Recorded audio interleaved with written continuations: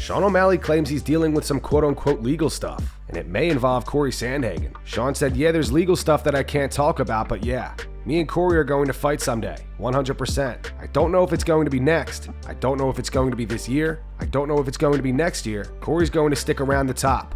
He's very, very, very skilled. I don't see a lot of guys in the division being able to beat him other than me. I think Cory's a good dude too. I like Cory. That fight will happen someday. After Sean said this, the interviewer asked him what he meant by legal stuff. Here was Sean's reply. Sorry, I won't ask you for details, but you said legal stuff, like involving Cory or just... Okay, sorry, I just didn't understand the context there. Darren Till is really pushing for a bare-knuckle fight against Mike Perry. Till also mentions potentially rematching Jorge Masvidal in boxing. He fought Masvidal back in 2019 and was KO'd in the second round. Speaking to Boxing Social, Darren said, to be totally honest with you, my mind's only been set on one thing, on one person, the Mike Perry fight.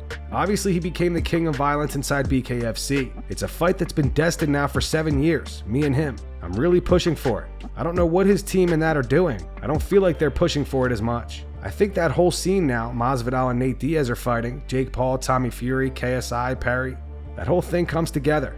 Even Tyron Woodley in it and stuff like that. Any one of them. I feel like it's a big money fight. It's a big fight, especially with my name and their name. All the shit before it and the fight, I know I can beat them all as well. Masvidal, yeah. The rematch with Masvidal, so get one back on him. They're the fights I want.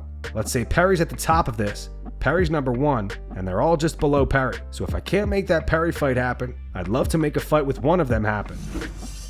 Michael Chandler made fun of Conor McGregor on social media over scoring a 1 on the punching machine. Chandler posted this to his Instagram. He wrote, Stephen A. Smith said it best. See you in June.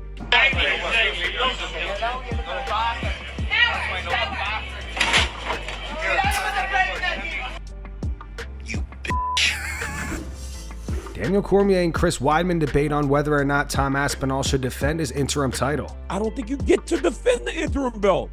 Yes, you do. Who's it? Hennett. Hey, listen, man. I know you're in the sport a little bit more than me, but man, I got a great memory. I'm known for like my memory. Renan Barão, when Dominic Cruz was on the shelf for a long time, I think he defended his interim belt once or twice before there was unification.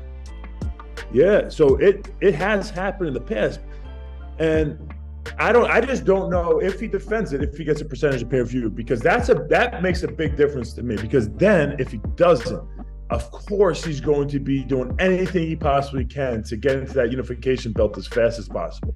I don't know that that's true. I don't know, because when TJ Dillashaw beat Renan Barão, right? Renan Barão was the undisputed champion. I think they might have just ultimately stripped Dominic, and Renan Barão became the champion. And then that's why Dominic came back and fought TJ Dillashaw for the undisputed championship when he got back. That's my recollection. I could be wrong.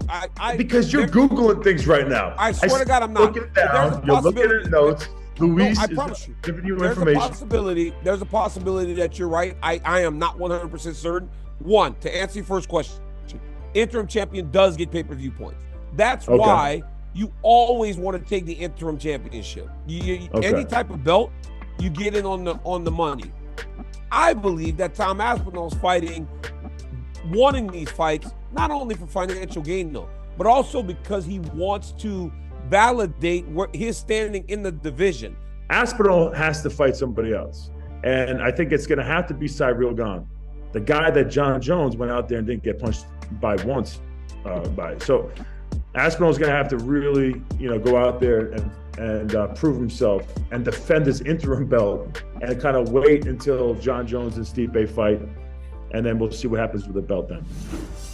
It looks like Israel Adesanya will be sitting cage side at UFC 297 for Sean Strickland versus Dricus du Plessis. The UFC is bringing Izzy to the card for quote-unquote promotional purposes, which could mean that he's fighting the winner next. Recently, Izzy revealed he's dealing with an injury and won't be back to full training until the end of next month.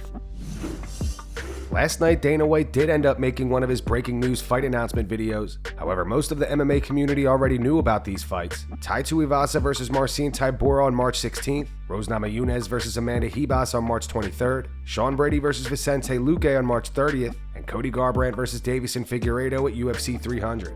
As expected, fans went off on Dana in the comments. People were really expecting Dana to announce some UFC 300 title fights. To read through the top comments, we've been known this. Where are the title fights, Dana? Don't make me get the f***ing oil. Dana, announce the title fights or you will get oiled up. Just came here for the oil comments. Get the oil ready. Everyone knew about these fights already. Literally all of these have been reported. Just make 299 to 300 card. Never gonna beat that lineup. No Izzy versus Alex? Oil him up. UFC 300 falling apart. Still watching though. A gif of a guy pouring oil. UFC 300 is ass. Dude, Dana don't even sound excited for those. Use me as a disappointment button. None of these are breaking news, and I'm slowly losing patience with this bald tomato. The oil is getting closer. It does look like we will be getting some major fight news soon though. Alex Bejeda posted this to his Instagram. In the caption he wrote, "News of my next fight coming soon." Tá quase finalizado aqui, porra, é isso. Pô, vai ser muito bom. Pô, todo mundo vai gostar. É isso aí, pessoal. Muito feliz com tudo que vem acontecendo, com esse ano aqui. Tenho certeza que vai ser um ano maravilhoso. Eu comecei bem. Boas conversas com o UFC, junto com os meus empresários. E é isso aí, pessoal. Muito obrigado pelo carinho de todos. É isso. Pô, desculpa aí, não falar inglês, mas prometo pra vocês aí que eu vou tentar, né? Vou tomar uma iniciativa, né? Quebrar essa barreira aí, esse medo, né? Essa dificuldade, essa vergonha que eu tenho de começar, né? Com o inglês, mas é isso aí. Agradeço aí a paciência de todos. E é isso, pessoal. Muito feliz aí com o carinho de vocês, sempre pelas mensagens, sempre me apoiando, me incentivando. Isso é muito bom. Beleza, pessoal? Forte abraço aí. Tamo junto. Chama. And that's going to wrap it up for the news. Thanks for watching. For daily MMA news and content, subscribe to Full Mount MMA and click the bell icon to be notified when we post videos. Here are the 3 top comments from last video. The first one's from Loppy Hero 7196. It's in reference to the fan confusing Tony Ferguson with Charles Oliveira. Hey, what's up, Koo? Pre-workout. I'm at pre-op right now. And funny just happened. I'm checking in. There's a guy walks by. He's like, "Oh shit, man, take a picture." He goes, "Put your hands up." You start to pose, and all of a sudden he's like, "Look, babe, it's Charles Oliveira."